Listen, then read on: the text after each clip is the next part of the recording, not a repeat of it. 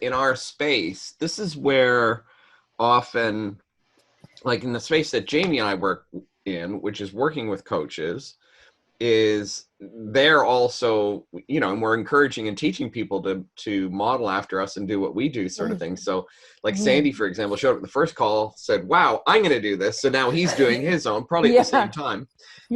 So yeah, we tend to where Kevin is doing something as well. So yeah, Kevin, who is on there, also set up something. I'm not sure who else in the group might have. But it kind of brings me to something practical for you, Ashli, is that we also work with, like, for example, we have a couple of clients that work in the accounting space. Well, accountants aren't necessarily tuning in because they're not in an online dominant business, right?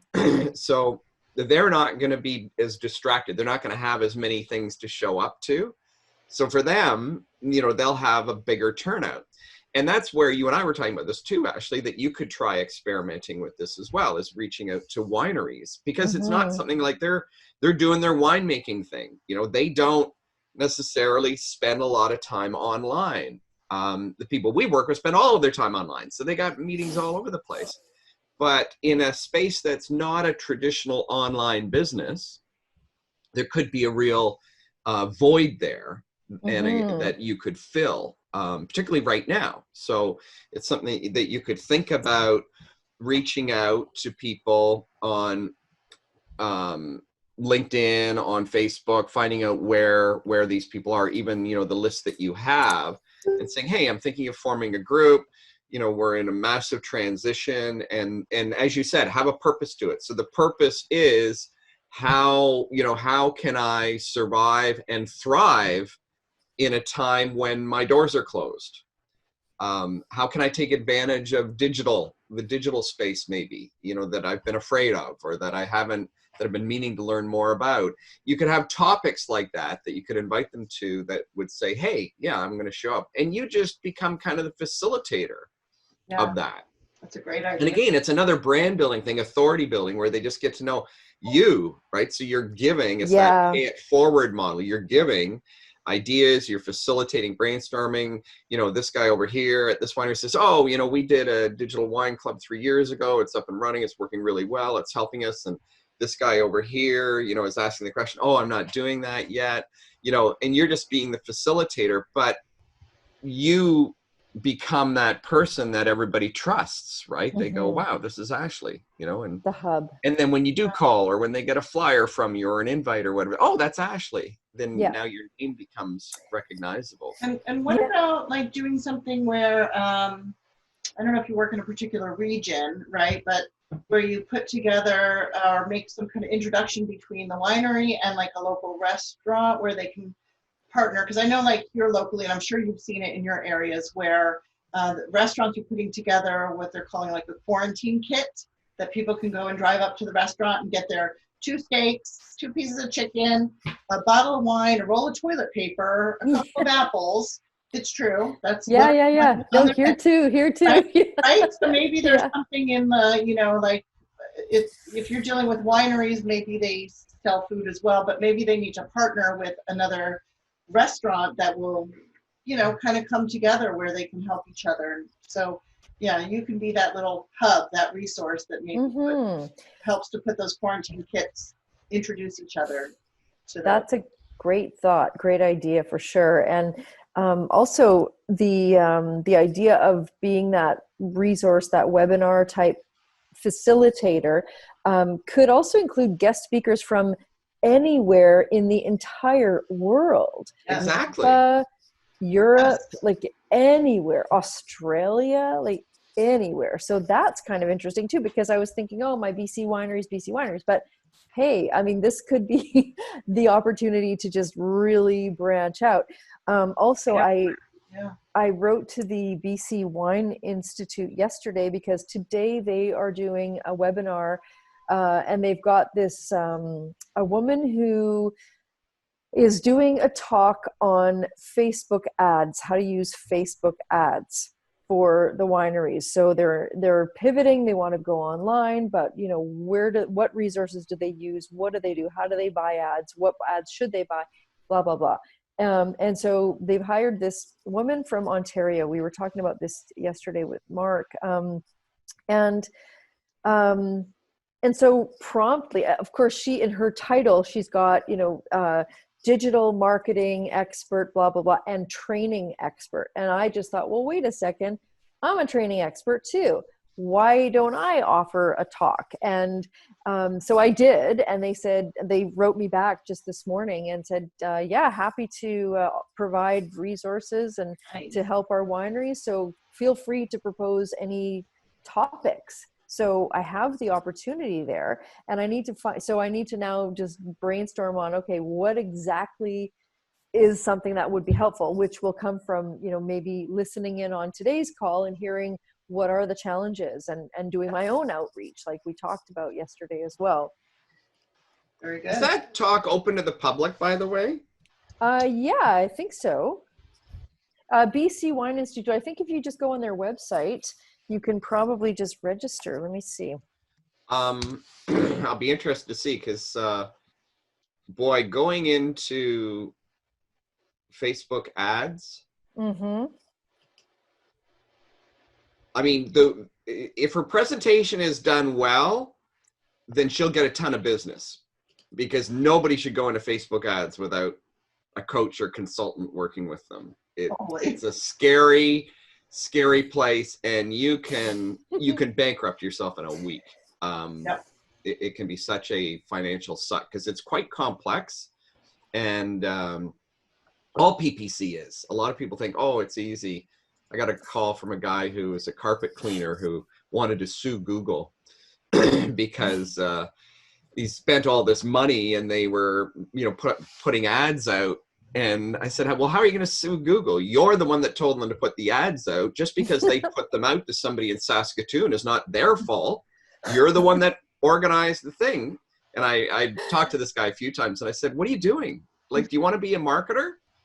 Then take 6 months off and study Facebook and PPC and Google AdWords and become a pro at it. If not, don't blame somebody else for mucking about and being an amateur in a space that needs a pro. Exactly. So anyhow, I digress, but hopefully winebc.com is I'm their in there. website. Okay, and then if you go to the industry tab on the top menu, it says consumer, industry, media, blah. Pick industry, and then below on the right side, there's the Twitter feed, and there's a tweet from, when is it from?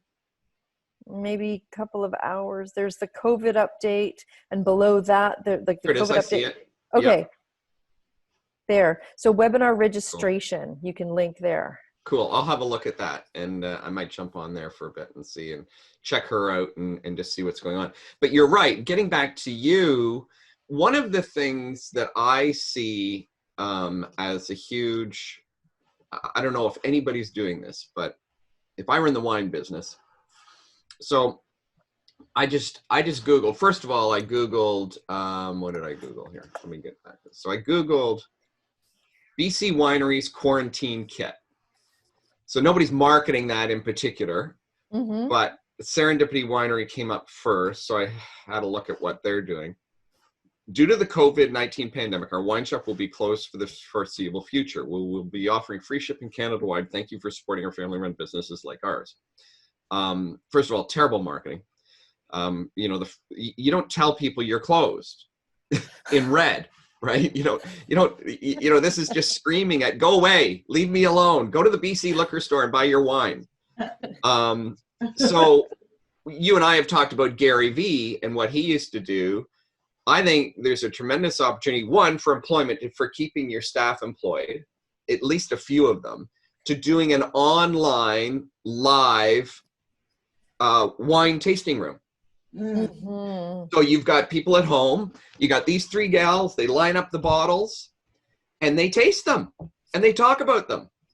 And they got an order button at the bottom there where, hey, if you like this, if you're into Merlot, this is a killer. You've got to try our Merlot, this one. And they could get sloshed if they want. It doesn't matter. As a matter of fact, if they did, it would be funny. It would be entertaining, and they'd get a following, right? Now, if I were marketing for a winery, if I were working with a winery, I would be all over this. I would have live wine tastings. and I would publish them and broadcast them. They'd be on YouTube, and I'd do the replays of them, and there'd be the order button on there. Gary V made millions doing this. He took this little Brooklyn wine shop and turned it into the largest online wine retailer in the world. Incredible. In a matter of months. Well, what about like, just flipping this a little bit, tell me what you think of this, but where they can promote, you know, like they set maybe a gift basket of like 3 maybe mini bottles or something like that, that they pre-ship, like as a pre-marketing effort, like come and buy this, and then we're going to do a tasting together, and let's get a consensus of what everybody thinks of each of these different 3 wines. Oh yeah, no, it's brilliant. Brilliant idea. And not even mini bottles, but that's what some of the wineries, like the Mission Hill is doing that. Mission Hill is like the big iconic winery in the Okanagan at the moment. And I'm gonna do something here. Let me stop sharing. So Mission Hill sends a package and says, okay, you're gonna get this, and then on this day, we're going to meet online, and we'll actually do a guided tasting of that wine with you from our shop into your living room. Okay, hold on a second. Okay. Jaimie, can you stop recording for a moment? Yes. In 5, 4, 3, 2. Hi, this is Mark Kanty with Release Dynamics. We're here today with Jaimie Skultety of Upscale Your Business and Ashli Komarek of Komarek Communications, who specializes in helping wineries, and in particular helping wineries in terms of building cohesive teams together, improving on communications, and most importantly, really advancing new techniques, new ideas in the wine tasting room, and how to help staff and owners go beyond the wine, as Ashli says, go beyond the wine, so that you're not just somebody, you're not a purveyor or somebody that's peddling bottles of wine, but that you're going beyond the wine and you're building relationships and creating customers that become raving fans. And those of us who drink wines, of course, can testify that we are raving fans of certain brands and certain wines. So we were brainstorming and we thought we'd capture this. Because Ashli wants to post this up for BC winery owners and other winery owners for that matter, so that maybe they could get some ideas from this. So watch for this, or if you're watching this, you're probably seeing it on her Facebook, or you might be seeing it on our YouTube channel or wherever. And we just wanted to capture some of the great ideas that we were coming up with. So the topic that we were covering today, that we were discussing, that Ashli brought up, was this idea of, hey, right now in this kind of crazy time, everybody's pivoting and shifting. What can, we asked Ashli, what can a BC winery, or any winery for that matter, do when their tasting room, their physical tasting room, is closed? And we kind of started to have a rap about this. We had to start to have some fun, and I pitched in some ideas, and Jaimie pitched in, and Ashli obviously. So we paused and thought, well, let's record this so that other people can benefit from some of this. So one of the ideas that I was sharing, those of you who are familiar with Gary Vaynerchuk, Gary V, grew up in the wine business. A Russian immigrant family. His dad had a wine shop in, I think it was Brooklyn. It was in New York. And Gary was probably the first person to do wine blogging, or vlogging, we should say, with a V. In other words, online, doing videos. And he was doing wine tastings. And he grew, I believe my understanding is it was the largest online retailer of wine. And because he was just a pioneer in this space. So the idea that I brought to the table was, if I were a winery, I would immediately pivot and turn my wine tasting room into a virtual tasting room. And this would be a great opportunity, particularly here. Now, I'm not sure, we're in Canada right now, we're talking to Canadian wineries probably, but I'm sure this would adapt for anybody. We have incentives right now coming from the government to keep people employed, to subsidize wages and such. So this would be a great opportunity to keep, and I'm gonna give a little plug here for, I'm gonna share a screen with you because I think this might bring it to life a little more. A little plug here for Serendipity winery. Ashli, you'll have to send them a link to this because we're giving Yes, definitely. So here are the gals at Serendipity. And don't they look like they're having fun? How could we duplicate that virtually? Well, we could.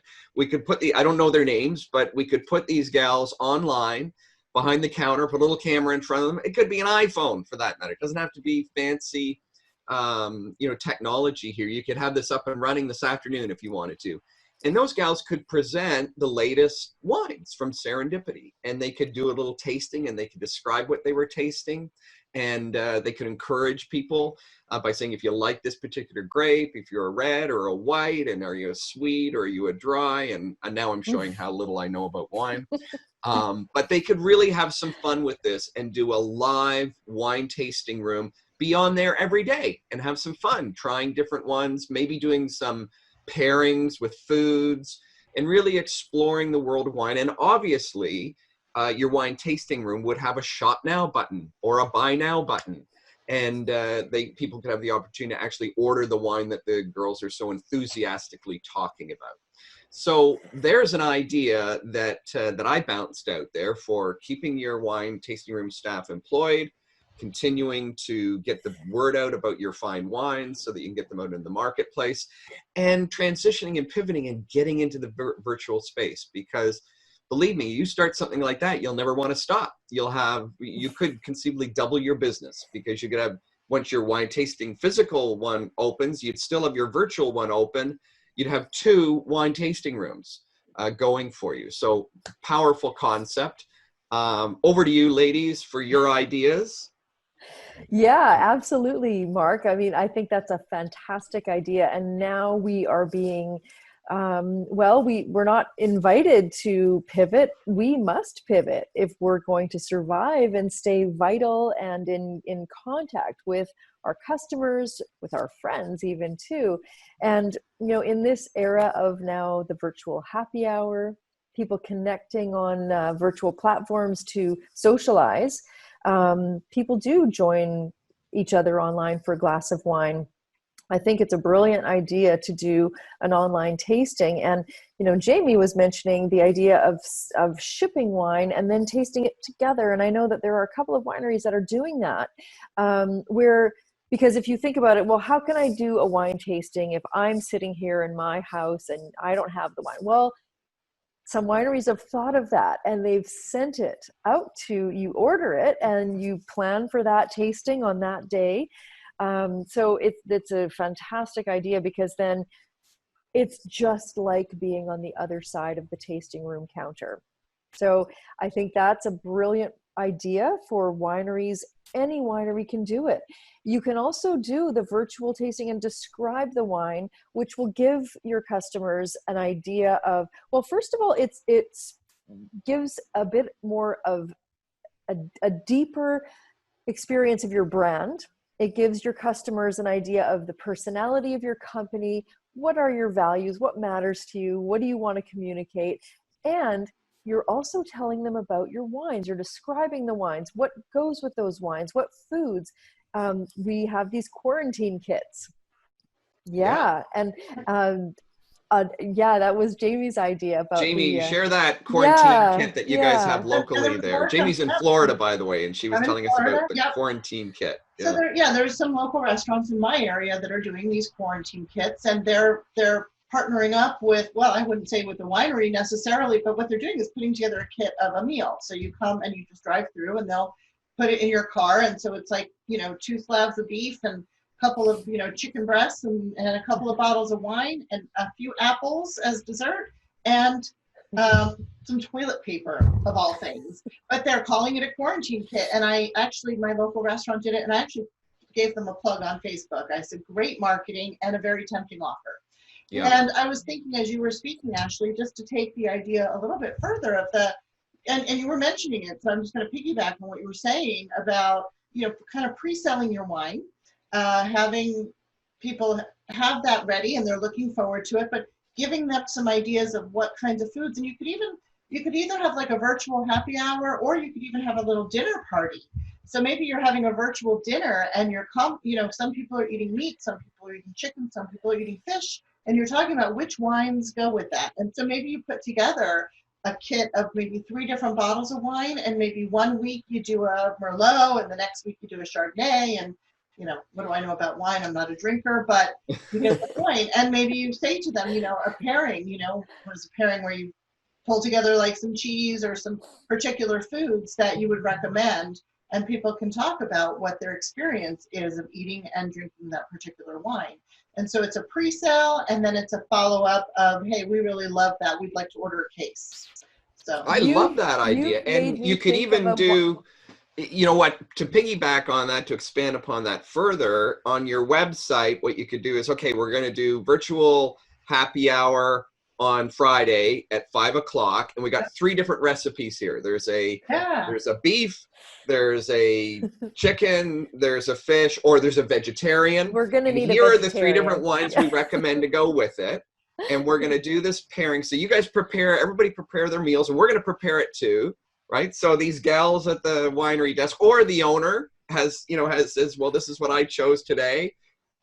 I do beef Wellington. Recipe demo. What about a cooking class? Yeah. A recipe demo. Cooking with wine. Yeah. And so you think about how this could be endless in terms of the idea of taking your winery and putting it online and becoming this interactive space that people are going to come back to. Well, if you're doing that, if you're sharing these amazing recipes and the wines really taste good and they're matching and they're pairing, guess what those people are going to want to do? Yeah, they're going to want a case of that wine. I mean, we all have our favorite wines. We go back again and again and we buy the same wine.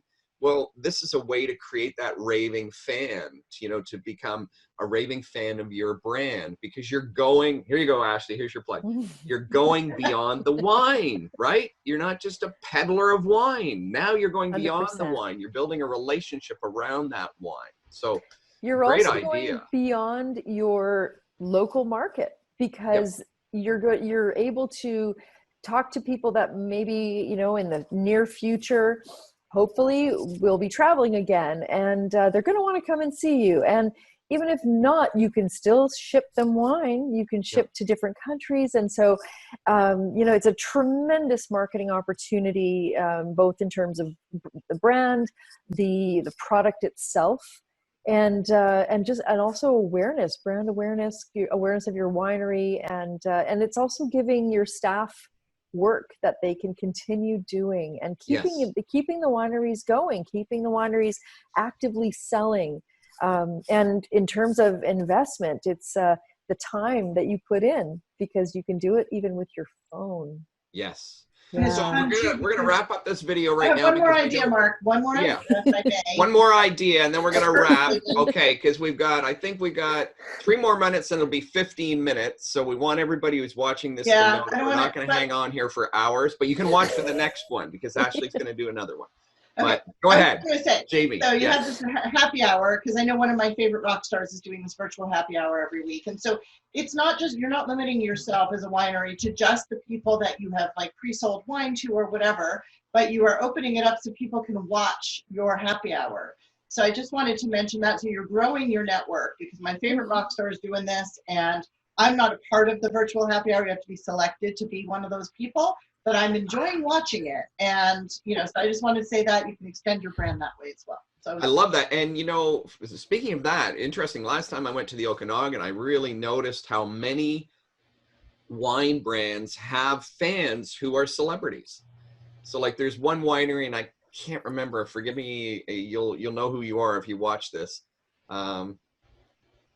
I'm going to kill the name. There's something in my head. It's like Ex Nihilo or something like that. Does that ring a bell, Ashli? Yes. And they're somehow, the Rolling Stones have gotten connected with their brand, because when we were in the winery, they had Rolling Stone stuff and everything that I don't know if they own part of the winery or what, but a lot of celebrities are involved in different wineries now. And so there you go. Great idea, Jaimie. Can you imagine if you could call up, Mick Jagger and say, hey, Mick, would you be on our happy hour, for half an hour, and we'll send you a case of wine, and we'll talk about how you love our wine. that's what made me think of it, because my favorite rock star from the 80s, Rick Springfield, right? So he's doing this virtual happy hour thing, and he partnered up with Sammy Hagar, who has a tequila brand. And now Rick Springfield bought into his brand, Sammy's, and they came together. He actually brought Sammy Hagar in as a surprise guest the other night, and they were promoting their new rum line together to a whole community of us. Brilliant. Awesome. So, yeah. Brilliant. Now, of course, you don't have to be a celebrity to do this. No. So what I want, no matter whether you're a small winery, a small business, or a large business, this idea, as a matter of fact, that's the beauty. I've always said the internet levels the playing field, where the smallest of small can compete with the biggest of the big.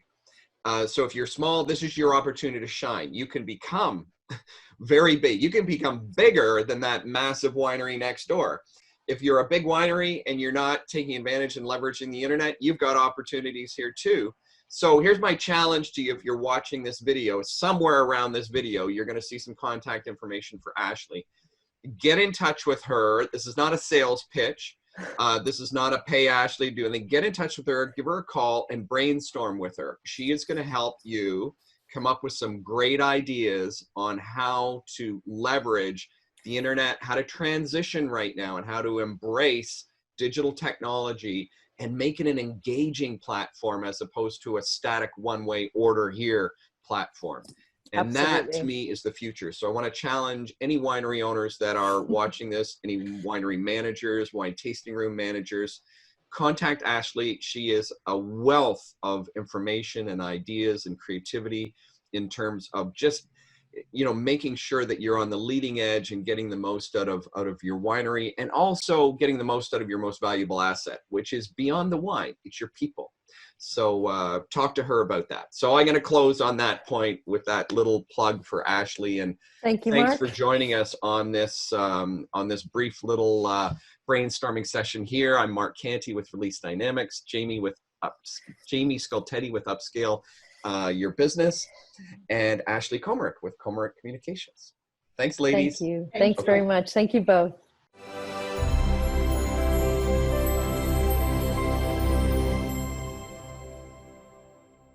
This is why, you know, it sounds self-serving, but I say it over and over again. This is why I think anybody in business who doesn't have a coach is crazy. Yeah. They're missing out on 80% of their opportunity, because when we come together, magic happens. And it's not me, you know, that has it and is giving it. It's not you that has to just learn more. It's together we create something new all together, like we did today. The chemistry. None of this was pre-planned. And also, look at how spontaneity instead of thinking, right? Ashli, we talked about this. Instead of analyzing, instead of thinking about what can go wrong or all the things you have to do, just do it, right? Do the it. Nike slogan, just do it. and keep doing it and keep doing it. I know Gary Vee, who I mentioned earlier, is on this today. You know, he's been on this since COVID hit. He said, hey, if you were on Twitter once a week, get on there once a day.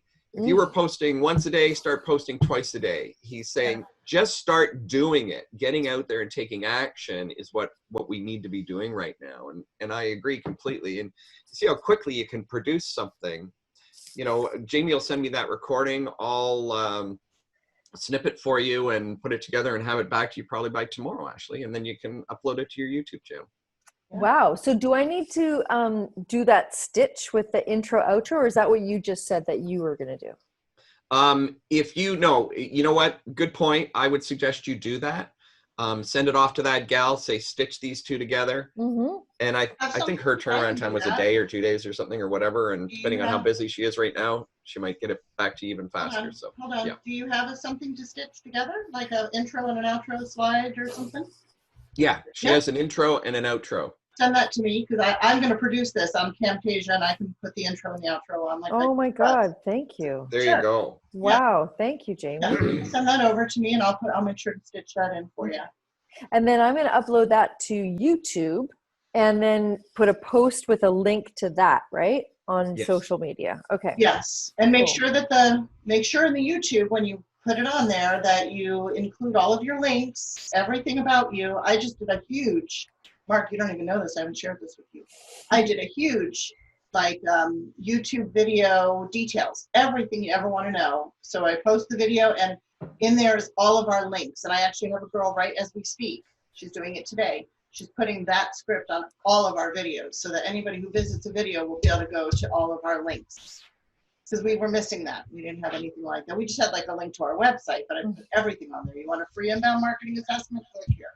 Everything is there. So yeah, just and everything we do, we repurpose and publish. So I'll we send you our YouTube thing, and then yeah, you'll see that all of their production, everything, we give everything away. Our videos go on our YouTube channel.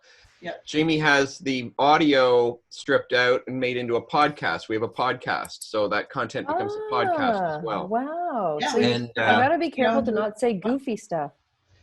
who cares? Yes, This is so critical. This is so critical. I was on a call with Joseph Reggio back about a week ago, and with a group of people. Some people were coaches, consultants, but some were also like therapists and stuff. And one of the things that we were talking about was this importance of not being canned. This importance. The topic was discovering, that we got onto because we were all kind of rapping, discovering your own voice. Yeah. So it's this idea of, the concept is authenticity. Everybody wants authenticity now. And so be authentic, discover your own voice. Like Gary Vee, people crap all over him because he swears like mad, right? But people also love him because he swears like mad. He doesn't care if he offends anybody. He says, that's who I am. Somebody asked him once, he said, do you swear like that around your kids? He said, of course I do. I'm sure he didn't say it quite like that too. He said this, he swore. Yeah. He said, that's who I am. They know that. That doesn't mean they're going to swear. It just means that's who I am. I'm authentic. I'm real with them. Yeah, So the bottom line is, when you're recording, if you goof or you have silly little sayings or you swear or whatever you do it. Just be you, because that's who people want. They want the you. They don't want the canned, script. That's why I changed my image. I'm uploading all my new image. Me, really me. Good. Yeah. Good.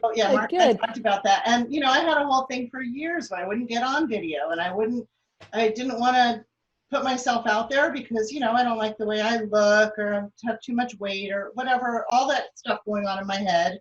And so I kept myself playing small, and I'm like, you know what? I have a great personality, and I've got a point of view. I've got things to say, and I see people out there who are way bigger than I am putting themselves out there. So I've just decided, to just really embrace myself and put myself out on video, out on podcast, everywhere. And now I have a real picture of me, that I can put out there, and I'm actually okay with it. So I am so glad to hear you say that. And I think that you're spot on, because what you offer, it goes beyond what we're seeing on the screen. Like you have such a wealth of knowledge, information, value that you're giving to your customers. And, you're like, that's the stuff, like that's the main point. Like that's the whole, that's the package. And so, I love that authenticity. Yeah. It's aligned with, it's more aligned, and you get to your message quicker too, rather than saying, well, wait a second, who's that? Huh? What? Yeah. Chapeau. One more tip for you, Ashli, on the posting of the content. I know I'm surprised Jaimie didn't jump on me on this one. Is you take the video and then you create a blog post on your site. Oh, right. And by the way, plug for Jaimie. This is what Jaimie does. This is what her team does. I need to work with you, Jaimie. I know. So what they do is they take content, they put it where it needs to be, and then what we call syndication. So that's what we're talking about here. So you take a video, and this is also repurposing content. So the video is on YouTube, but then you embed it on a blog post and you talk about it. You give a little paragraph with it, and always a call to action. I already gave it in the video, but then you repeat it in text. Yeah. And then you share that blog post on the other channels. So then people now, instead of going to your YouTube video directly, they'll go to your blog post and they'll read the piece there and they'll watch the video there. Yeah. Now, Right. what cycles through here is there's actually SEO, what's called SEO benefit from this, because Google picks up on the fact that that YouTube video was watched, and it was watched on your page. Right. So now you're getting benefit from that as well. Your YouTube channel actually gets benefit from it. Google picks up on the activity, so it kind of says, oh, people are paying attention to this website. So there's a whole domino effect that goes on. Right. Right. So you would do it that way. You create the blog post, then you share an excerpt of it, and that's the syndication part. That's what happens is you say, hey, you know, just did a great brainstorming session on how wineries can jump on you know, the virtual bandwagon right now and actually take action and have something up and running by tomorrow that's going to help them maintain their sales and even maybe expand their business in this crazy COVID time. Go here to watch the video. And then that takes them over to that. And you would put that on LinkedIn, you'd put that on Twitter, you'd put that on Facebook, you'd indicate that to all your. And the really cool thing is that, you know, even though Mark just referenced, you know, during this COVID time, we're not always going to be in this time. But as Mark said to me yesterday when we were having this exact conversation about being COVID focused, it's about change. Long term, you know, we're not going back to where we came from. We're moving ahead in this virtual space. So all the ideas we just gave to those wineries are going to be valid always for them. Absolutely. And even if we didn't have a COVID, you said, you know, they're focused on their BC winery, but there's a whole world out there. There always has been, there always will be. So God willing, you know. God willing. Exactly. So, you know, it's all those ideas and all those, the syndication doesn't have to just be, oh, this was about the COVID and we're so far beyond that. It should just always be relevant, evergreen. Yeah. That's what I was trying to get to. Evergreen. Yeah, the evergreen. And then the concept of that too is that can be repurposed again. So like say that video, so 6 months, a year down the road, you can syndicate it again with a totally different description of it, but the content remains exactly the same. Or the headline, maybe if the headline had COVID in it, you'd take that out, but everything else remains the same. So a quick little edit, and now that content becomes refreshed and repurposed all over again. So. And Mark, just imagine if she used that as her messaging, like for the LinkedIn thing, right? Here's a video on how I share this with you on, if you're a winery and you're in that space and that area of expertise. Here's a little video that I produced that might be of some help to you and would love to chat with you. Yeah. So, and we talked about that yesterday too, Ashli, that idea of sharing, like the video that you're working on now, keep going on that. You've got this video as well. These are shares that you can share with wineries. No cost, you're just sharing them. And we talked about this, it's called warming, right? So you're warming people up to the relationship. So it's kind of like, I haven't done this in a while, but I kind of come back to the dating metaphor, you know? So, you know, the guy that really wants you, you know, then he might leave flowers on your doorstep, you know, he might send you flowers. He might send you, you know, a drink across the room at a bar. You know, those are warming tactics. We do the same thing if we want to have a relationship with somebody, is find ways to give them gifts and to let them know that we care and that we're, you know, that we're putting ourselves out there. So this is how you can build your brand and your name and your authority with the, and again, segmenting like we talked about. And again, this you could be segmenting right now. You're targeting BC wineries in the Okanagan. That could easily then be translated a year from now and be doing wineries in Oregon. Yeah. Right. So again, you can keep repurposing. We talked about that too, how you can take one piece of content, use it over and over and over in different places. Yep. It becomes very, very Slice powerful. it and dice it. Yes. Yeah. Yes. Okay. Absolutely. On that note, we're at the top of the hour. All right. Amazing to see you. Thank you.